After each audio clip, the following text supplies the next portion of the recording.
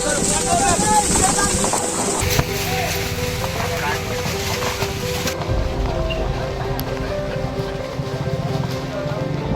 বর্ধমান জেলার আউশ গ্রাম এখন হয়ে উঠেছে ভারতের অন্যতম শুটিং স্পট।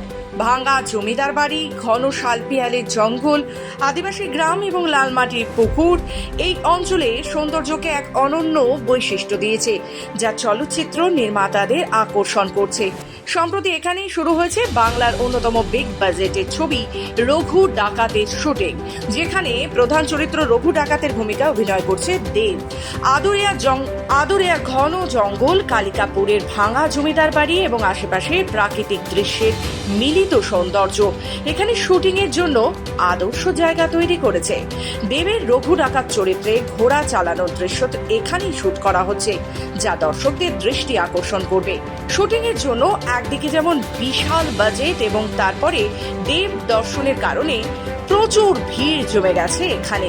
অন্যদিকে স্থানীয় প্রশাসনকে পরিস্থিতি সামলাতে বেশ কষ্ট হচ্ছে।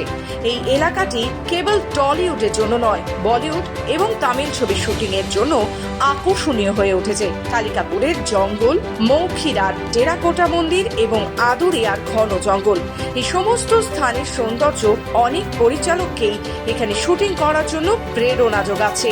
বিশেষত আউশ গ্রামের চিত্রনাট্যের প্রয়োজনীয় প্রায় সমস্ত কিছুই পাওয়া যায়। ছবি করতে এসেছি রঘু ডাকাত।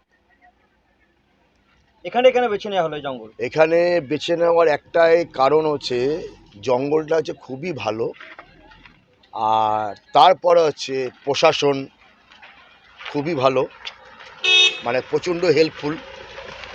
লোকাল পঞ্চায়েতের প্রধান আছেন, যারা মেম্বার আছেন, সভাপতি আছেন, সমস্ত হেল্পফুল। এবং গ্রামের যথেষ্ট মানুষজনরা, কালিকাপুর, আদুরিয়া, মৌখিরা, এরা প্রচণ্ড হেল্পফুল। এরা খুব ভালোবাসেন এরা।